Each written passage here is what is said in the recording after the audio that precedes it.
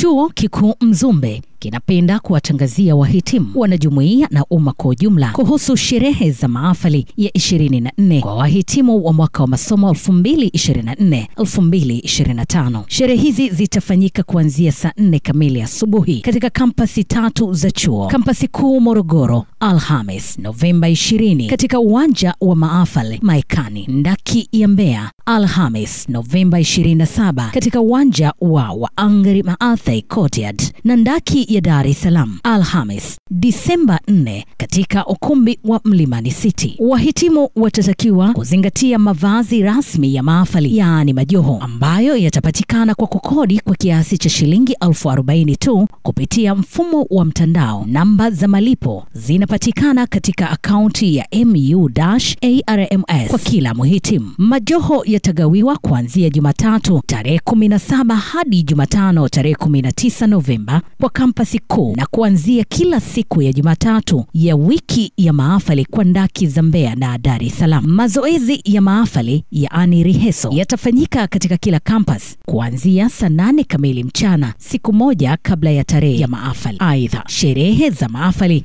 zitatanguliwa na mkutano wa baraza la wahitimu convocation siku ya Jumatano tarehe 19 Novemba katika ukumbi wa Fanon, kampasi kuu Morogoro, kuanzia saa 4 kamili asubuhi. Wote mnakaribishwa.